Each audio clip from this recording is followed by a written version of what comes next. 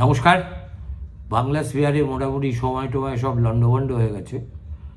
যাই হোক, এবার আমি এমন একটা বিষয় নিয়ে কথা বলবো যেটা আমাদের পশ্চিমবঙ্গের মুখ্যমন্ত্রী সংক্রান্ত, এবং তিনি নির্বাচন কমিশনারকে, মুখ্য নির্বাচনী কমিশনারকে এই গতকালই সম্ভবত যে তৃতীয় চিঠিটি লিখেছেন সে সম্পর্কে, তাতে কতটা জল কতটা দুধ তার একটা বিশ্লেষণ করার চেষ্টা করব। তার আগে একটা আগাম সতর্কবার্তা আপনাদের দিয়ে রাখি। সেটা হলো, মমতা বন্দ্যোপাধ্যায় আজ গঙ্গাসাগরে এমন একটা সেতু উদ্বোধন করেছেন, যে সেতু টাকা কোথা থেকে আসবে সেটা কেউ জানে না, কিন্তু ঘটা করে ভোটের আগে শিলান্যাস করতে তো কোনো আপত্তি নেই, সবাই করে থাকেন, মমতাও করেছেন। তবে উনি আর কি, যখন ঢপও দেন খুব বৃহৎভাবে দেন, ফলে একটা বৃহৎ ব্রিজের স্বপ্ন এঁকে দিয়ে গঙ্গাসাগরে তিনি যদি মনে করেন যে মানুষ তাতেই ভুলে যাবে, তাহলে সেটা অবশ্যই তার সমস্যা। কিন্তু সেটা কথা নয়, কথা হচ্ছে তিনি গিয়ে বলেছেন যে তারা শুধু এই যে নির্বাচন কমিশনকে চিঠি লিখেই ক্ষান্ত হচ্ছেন না, আরও একবার সুপ্রিম কোর্টের দরজায় ঠকঠক করার পরিকল্পনাও নিয়েছেন। এবং তার চেয়েও বড় কথা, তেমন যদি হয় তাহলে তিনি নিজে সামলা গায়ে পশ্চিমবঙ্গের মানুষের হয়ে কথা বলার জন্য সুপ্রিম কোর্টে দাঁড়াবেন।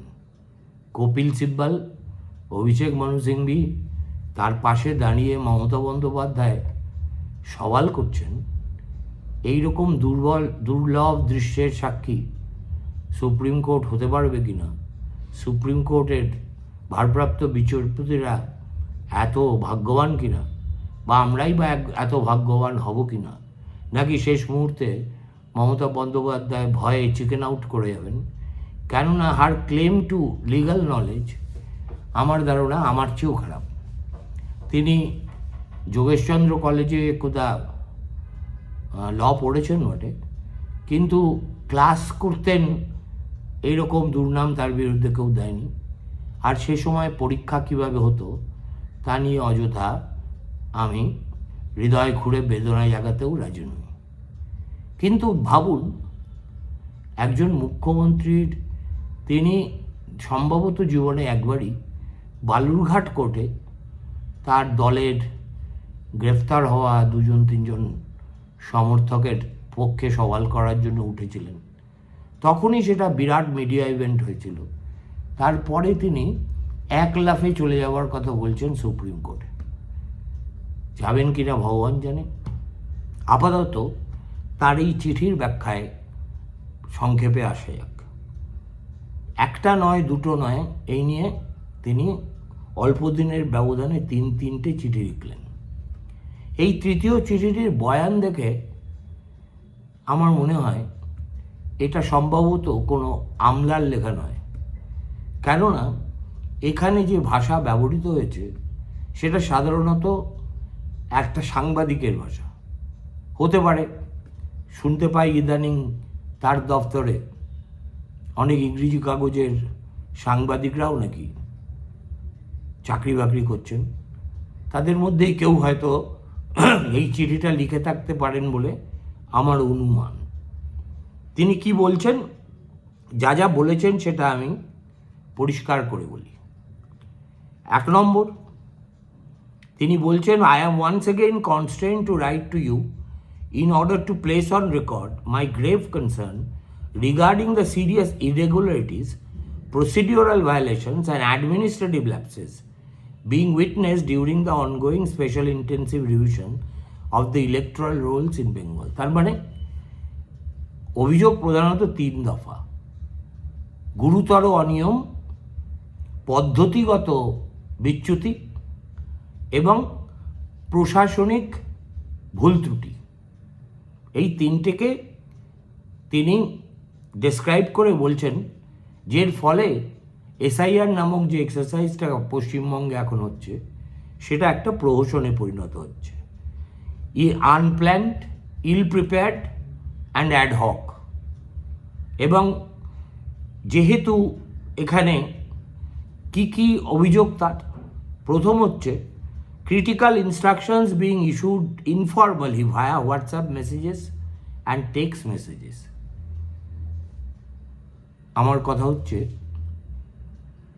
এতই খবর যদি দিদিমণি রাখেন, তাহলে তো ধরে নিতে হবে বকলময় তিনিই নির্বাচন কমিশন চালাচ্ছে। প্রথম কথা, এই যে হোয়াটসঅ্যাপে মেসেজ পাঠানো, সেটা সম্ভবত মনোজ আগরওয়াল তার সরকারে কাজ করতে করতেই শিখেছেন। কেননা আমরা যারা খবর রাখি তারা জানি, ইদানিংকালে কোনো উচ্চপদস্থ বৈঠকের মিনিটস বা গৃহীত সিদ্ধান্ত লিখিতভাবে তৈরি হয় না। সেই সিদ্ধান্ত কার্যকর করার কথা যাদের, তাদেরকে এই হোয়াটসঅ্যাপেই মেসেজ পাঠানো হয় যে অমুক অমুক আজকে ক্যাবিনেটে এই সিদ্ধান্ত হয়েছে, so you are requested to follow up or whatever. তাহলে ইলেকশন কমিশন যদি প্রাত্যহিক কাজের জন্য এবং একেবারে এমার্জেন্সি বেসিসে, এসওএস বেসিসে হোয়াটসঅ্যাপ দিয়ে থাকে, তাতে মহাভারত কি অশুদ্ধ হয়, 1 নম্বর। 2 নম্বর হচ্ছে, আমি খবর নিয়ে জেনেছি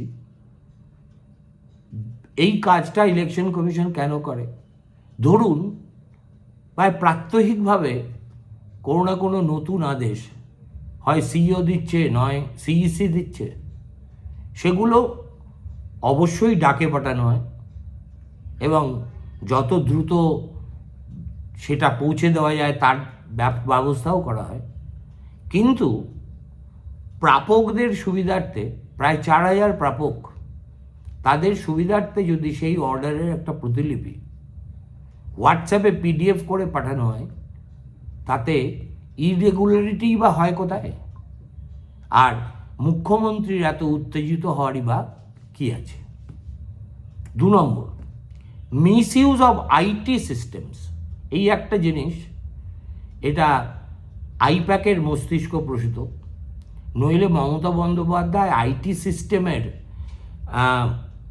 ব্যাকএন্ড নিয়ে কথাবার্তা বলবেন, এতটা অনধিকার চর্চা করার দুঃসাহস তারও চট করে হবে না। এটা আইপ্যাক খুব সুপরিকল্পিতভাবে করছে। সেই কারণেই এটা শুরু করেছে তার ভ্রাতুষ্পুত্র, এবং এটা একটা খুব ক্যালকুলেটেডভাবে ডিফেম করার জন্য একজন মহিলাকে, তার নাম সীমা খান্না, তিনি আইটির ভারপ্রাপ্ত ইলেকশন কমিশনার। আইপ্যাক চতুর্দিকে এই কথা রাষ্ট্র করে দিয়েছে যে এই সীমা খান্না নাকি ডাইরেক্টলি ইআরওদের ফোন করে ম্যানিপুলেশনের ইন্ধন দিচ্ছেন। এটা একটা সর্বৈব মিথ্যা কথা। একথা ঠিক যে নির্বাচন কমিশনের আইটি একেবারেই প্রশ্নের ঊর্ধ্বে নয়, কিন্তু সীমা খান্না তার জন্যে ইআরওদের ধরে ধরে টেলিফোন করে আইটি সিস্টেমকে প্রভাবিত করছেন, বা নির্বাচন কমিশনের অফিসে গোপনে ভোটার লিস্টের থেকে নাম বাদ যাচ্ছে, এআই এর সাহায্য নিয়ে। এই রকম আজগুবি অভিযোগ মুখ্যমন্ত্রী কিসের ভিত্তিতে করছেন আমি জানি না, কিন্তু যে কোনো অভিযোগ হাওয়ায় ছোড়ার আগে তার মতো একটা সাংবিধানিক পদে থাকা মানুষের উচিত তার কিছু প্রমাণপত্র দাখিল করা।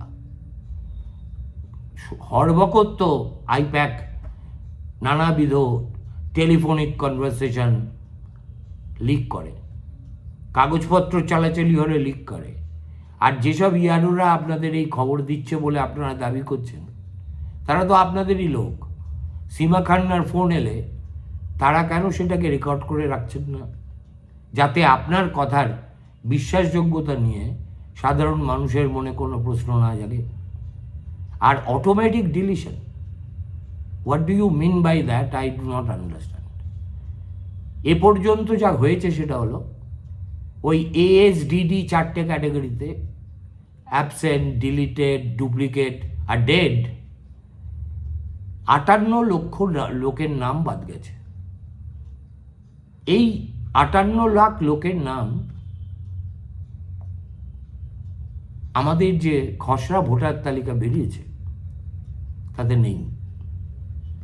কিন্তু নির্বাচন কমিশন কোনো রকম কৈফিয়ত না দিয়ে, যেহেতু এই 58 লোক যে সত্যি এই 4টে ক্যাটাগরির অন্তর্ভুক্ত, সেটা বিএলওদের সঙ্গে তৃণমূলের বিএলএরাও ইন্ডোর্স করেছে, এবং যে মাছমেলাইন ডিআরও যারা ক্ষমতা প্রয়োগ করতে পারছেন না বলে কান্নাকাটি করছেন, আর কামাং স্ট্রিটের নির্দেশে একটা প্রফর্মা আপত্তি জানিয়ে একটা অ্যাসোসিয়েশনের নামে সই করে মিডিয়ার কাছে বিলি করছেন, তারা তো অথরাইজ করেছেন বলেই এই 58 লক্ষ ফর্ম যে ফেরেনি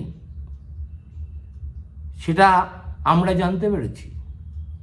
এটা সিইএসসি থেকেও তৈরি হয়নি, কলকাতা থেকেও তৈরি হয়নি। যেটা পাওয়া গেছে সেটা পশ্চিমবঙ্গের সবকটি জেলার ইআরওদের সম্মিলিত অনুসন্ধানের ফল। সুতরাং অটোমেটিক ডিলিশনের প্রশ্ন আসছে কোথা থেকে? 1। 2 নম্বর, নির্বাচন কমিশন এই সত্ত্বেও প্রত্যেকটা বুথে এই 4টি ক্যাটাগরিতে কাদের কাদের নাম বাদ হয়েছে, অর্থাৎ মৃত কারা, অ্যাবসেন্ট কারা, ডুপ্লিকেট কারা এবং ডেড কারা, তাদের তালিকা প্রত্যেকটা বুথে পাঠিয়েছেন, এবং প্রত্যেকটা বুথে সংশ্লিষ্ট বিএলএদের সঙ্গে বসে সেই তালিকা পড়ে শুনিয়েছেন, এবং তারা অধিকাংশ ক্ষেত্রে 99% ক্ষেত্রে সম্মতি জানিয়েছেন, এবং বলে দিয়েছেন যে কারুর যদি কোনো এই ব্যাপারে কোনো আপত্তি থাকে, দেয়ার মে বি মিস্টেকস, তাহলে তারা যেন অবশ্যই বিএলওর সঙ্গে যোগাযোগ করে এনুমারেশন ফর্ম 6 এবং 7 ইত্যাদি ফিল আপ করে জমা দেন, বা ফর্ম 6 ফিল আপ করে জমা দেন। তাহলে এর মধ্যে অটোমেটিক ডিলিশনের গপ্প আসছে কোত্থেকে? গপ্পটা আসছে কেননা হাওয়ায় একটা কথা বলা হচ্ছে, যে যেটাকে ইংরেজিতে অনেকে বলছেন দেখছি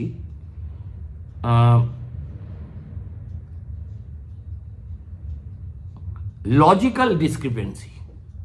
এখন এই লজিক্যাল ডিসক্রিপেন্সির জন্য এখনো পর্যন্ত লজিক্যাল ডিসক্রিপেন্সি কোনটা?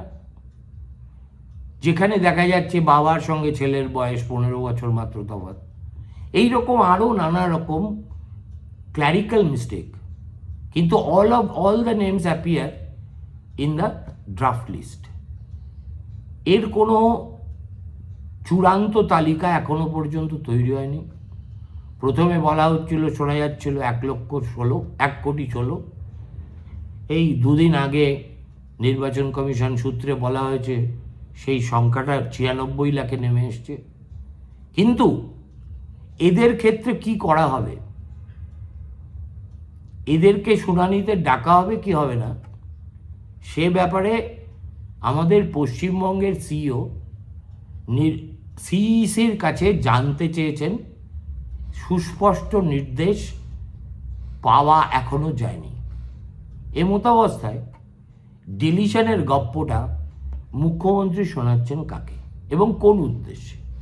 দেখুন, this is part of a very calculated strategic move, যাতে সবচেয়ে বড় ভূমিকা পালন করছেন এই IPAC. They are the fountainhead of all rumours and falsehood spread across the state, এবং তাদের সঙ্গে সংবাদ করতে তাদের নিয়োগকর্তা জনৈক অভিষেক বন্দ্যোপাধ্যায় এবং তার পিসিমা জনৈকা মমতা বন্দ্যোপাধ্যায় বাজারে নেমে গেছে। অটোমেটিক ডিলিশন প্রথম কথা, হওয়ার কোনো স্কোপই নেই। Every deletion that is recorded is an end result of ERO authorisation.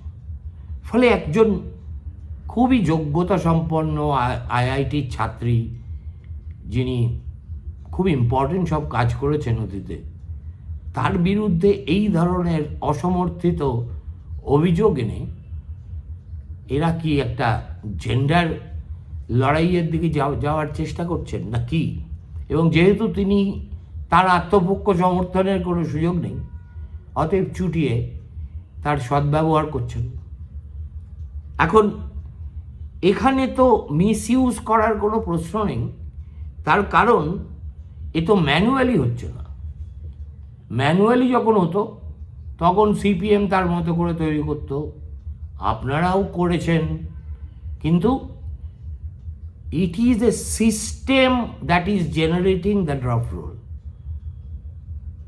সুতরাং এখানে তো ডিলিশনের কোনো স্কোপ নেই, মিসইউজ অফ দ্য ইন্টেন্সিভ রিভিশনেরও কোনো স্কোপ নেই। এবং এই কথাটা খুব কনভিনিয়েন্টলি ভুলে যাওয়া হচ্ছে যে এই মুহূর্তে পশ্চিমবঙ্গে যেটা হচ্ছে সেটা কিন্তু কোনো স্পেশাল রিভিশন নয়, ইট ইজ ইন্টেন্সিভ রিভিশন, যার অর্থ প্রত্যেকটা ইলেক্টরের কাছে বিএলও যাবে, এনুমারেশন ফর্ম দেবে, সেই ফর্ম আবার নিয়ে আসবে, যাদের কাছ থেকে আসবে না তাদের সম্পর্কে তারা যা নোটিং দেবে has to be vetted by EROs, তারপরে সেটা ডিলিশনের তালিকায় যাবে ওই 4টি বিশেষ ক্যাটেগরিতে। এবার এই 4টে বিশেষ ক্যাটেগরিভুক্ত লোকেরাও যদি, যেমন অভিষেক বন্দ্যোপাধ্যায় 3জন ভূতকে জ্যান্ত করে এনে দেখিয়েছেন, তাদের মতো কোথাও থেকে থাকেন, তাহলে অবশ্যই তারা আবার ফর্ম 6 ফিল আপ করে ফিরে আসতে পারবেন। এটাকে অটোমেটিক ডিলিশন, এআই পাওয়ার্ড ইত্যাদি কঠিন নামে আর অভিহিত করে মুখ্যমন্ত্রী is only exposing her ignorance and colossal ignorance of facts. এবার অবজারভারদের আনা হয়েছে, বুঝুন ঠেলা, স্টেট গভর্নমেন্টের সম্মতি না নিয়ে। আমি যতদূর জানি মোট যে 18 জন অবজারভার আছেন তার মধ্যে 13 জনই হয় এখনো পর্যন্ত পশ্চিমবঙ্গ সরকারের অধীনেই কাজ করেন, একজন সম্ভবত রিটায়ার করেছেন, ও এই কিছুদিন আগে পর্যন্ত কাজ করেছেন। আপনারই অফিসারদের আপনার সম্মতি নিয়ে নিতে হবে এই ধরনের ভৌতিক যুক্তি আপনি কেন প্লেস করছেন আমার জানা নেই। এর বাইরে 5 জন সেন্ট্রাল অবজারভার আছে যারা সেন্ট্রাল গভর্নমেন্টের ভেরিয়াস ডিপার্টমেন্টসে, প্রধানত দিল্লিতে কর্মরত। তারা কিন্তু রেগুলারলি তাদের একজনকেও কেউ কোনো জেলা শহরে যেতে দেখেনি।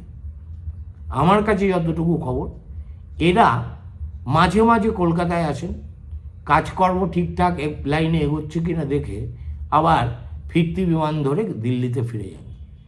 সুতরাং আপনারই লোক দিয়ে নির্বাচন কমিশন যদি আপনারই রাজ্যের ভোটার লিস্টের তদারকি করে, সেটাকে আপনি একটা রাজ্য সরকারকে অন্ধকারে রাখার কথা বলছেন কেন?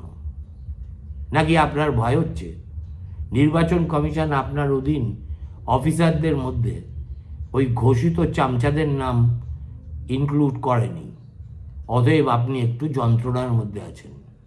ধরে নিচ্ছেন যাদের অফিসার হিসেবে আপনি পানিশ করেছেন বা গ্যারেজ পোস্টিং করেছেন, এই সুযোগে তারা তাদের প্রাপ্য বদলাটুকু চুকিয়ে নিতে পারে। নিচ্ছেন কিনা আমি জানি না, কিন্তু এই মগরাহাটে যে ধরনের অসভ্যতা আমরা একজন অবজারভারের ক্ষেত্রে দেখেছি, সেখানকার একটা সংগঠিত হুডল্যান্ডস, অনেকে তার মধ্যে শাড়ি পরেছিলেন দুর্ভাগ্যের কথা, যে আচরণ করেছেন তার জবাব এখনো পর্যন্ত রাজীব কুমার দেননি। কিন্তু তিনি যে চিঠি চালাচালি করেন নির্বাচন কমিশনের সঙ্গে, একবার মমতা বন্দ্যোপাধ্যায় খোঁজ নিয়ে দেখতে পারেন, তার সব কিছুই করেন হোয়াটসঅ্যাপে। আর আজকে হঠাৎ করে হোয়াটসঅ্যাপকে মুখ্যমন্ত্রী যা কিছু করেন everything is done on WhatsApp. আর যেখানে হোয়াটসঅ্যাপটাও সেন্সিটিভ হয়ে দাঁড়ায় সেখানে মৌখিকভাবে টেলিফোনে বলে দেওয়া হয়। কাকে তিনি কিসের পাঠ পড়াচ্ছেন আমি এটা বুঝে উঠতে পারছি না। এবার আসা যাক যে এই যে তিনি বলছেন বয়স্ক লোকেদের, হ্যাঁ, এক্ষেত্রে গোড়ায় একটা মস্ত গলদ ইলেকশন কমিশনের হয়েছিল। পরে তারা যখন বুঝতে পারেন যে এটা নিয়ে খুবই হইহল্লা হচ্ছে, মিডিয়া দেখাচ্ছে আইপ্যাক এটাকে ডিস্টর্ট করে গোটা বাংলা জুড়ে রাষ্ট্র করছে, সঙ্গে সঙ্গে তারা এটা একটা কারেক্টিভ করেছেন। গত 29 তারিখে একটা নিউ অর্ডার ইস্যু করা হয়েছে। সেই অর্ডারে পরিষ্কার করে বলে দেওয়া আছে 85-র উপরে যাদের বয়স তাদের কাউকে শুনানির জন্য কোনো জায়গায় ডাকা যাবে না, তাদের শুনানি করতে হবে প্রত্যেকের বাড়ি গিয়ে। আর ফিজিক্যাল ডিসেবিলিটি আছে এই ধরনের মানুষদেরও শুনানির জন্য ডাকা যাবে না, সেই শুনানিটাও করতে হবে বা তাদের নির্দিষ্ট বাড়িতে গিয়ে।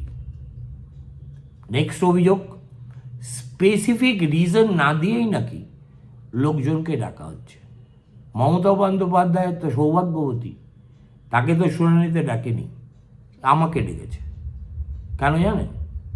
2002-এর যে ভোটার লিস্ট, তাতে আমি আমার নিজের অস্তিত্ব বা আমার বাবার অস্তিত্ব on the face of it প্রমাণ করতে পারিনি।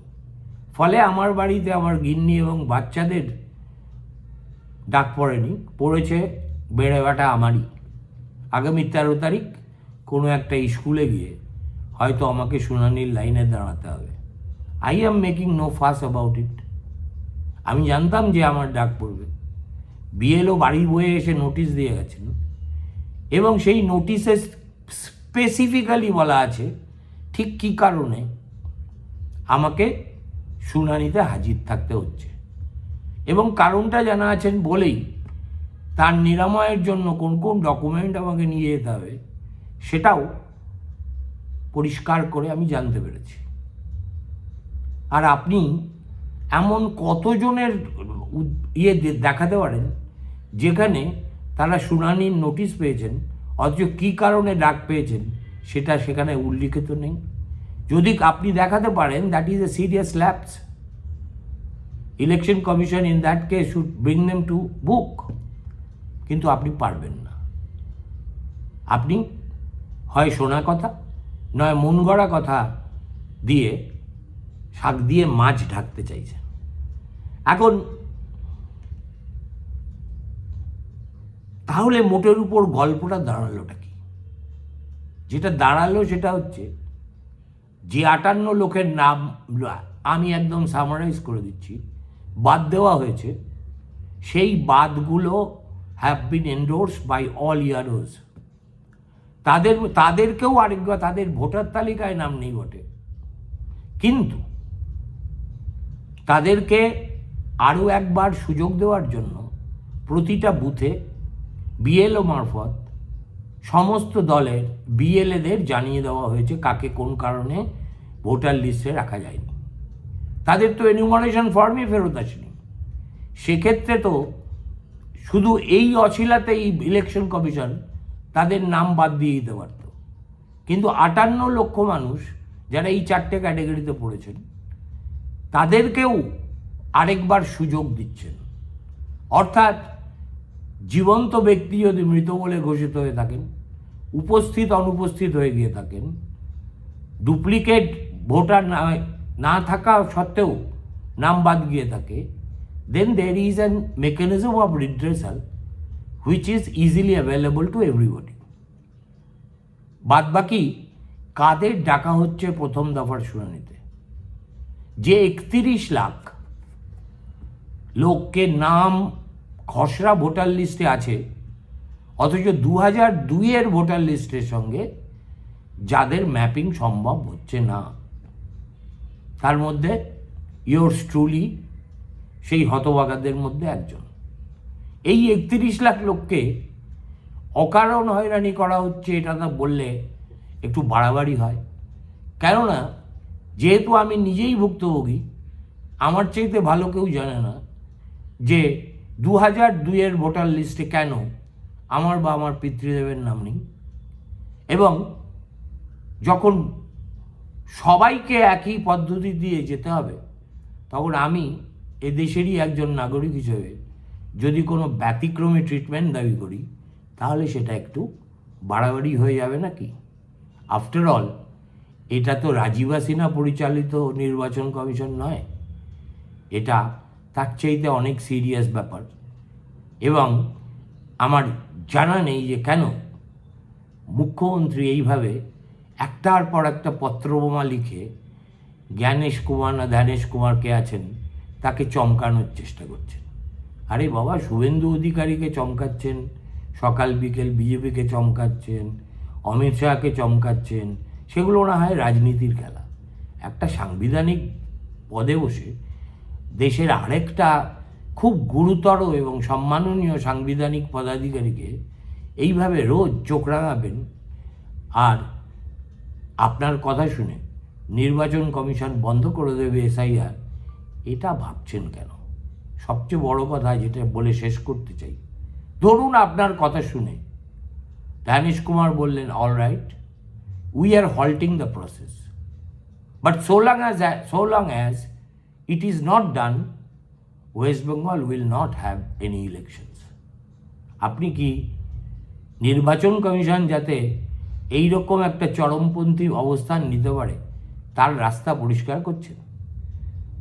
যে উপদেষ্টাদের মহৎ উপদেশ শুনে আপনি এই কালিদাস সুলভ আচরণ করছেন, তাদেরকে বলে দেবেন যে don't lead me on the garden path. তারা সাংবাদিক হতে পারে, আমলা হতে পারে, আপনার দলের নেতা নেত্রী হতে পারে, কিন্তু যারাই আপনাকে এই সদুপদেশ দিন না কেন, আপনার কথা মেনেই যদি নির্বাচন কমিশন ধরুন আগামীকাল এটাকে হল্ট করে দিল, হল্ট করে দিয়ে বলল যে ঠিক আছে, when the state executive is not ready and they have questions, we will address them, it will take time, and therefore elections in Bengal cannot be held in due time. নিজের কবর যদি এইভাবে খোঁড়েন, আপনাকে বাঁচাবে কে? আর এত প্যানিক স্ট্রাকই বা হয়েছেন কেন? বাদ গেছে তো 58 লাখ লোকের নাম মাত্র, তার মধ্যে নিশ্চয়ই ধরে নিচ্ছে 2-4 হাজার আবার ফেরত আসবে, আর বাকি 31 লাখ যাদের আমার মতো যারা কোনো কারণে 2002-এর ম্যাপিংয়ে নিজেদের অস্তিত্ব প্রমাণ করতে পারেনি, তাদের মধ্যে আমার ধারণা একটা যৎকিঞ্চিত পরিমাণ ভোটার হয়তো ফাইনালি বাদ যাবেন। ত্রাহি মধুসূদন তখন করবেন যখন দেখবেন সংখ্যাটা 1 কোটির উপরে পৌঁছে গেছে, তার আগে নয়। নমস্কার, ভালো থাকবেন, শুভরাত্রি।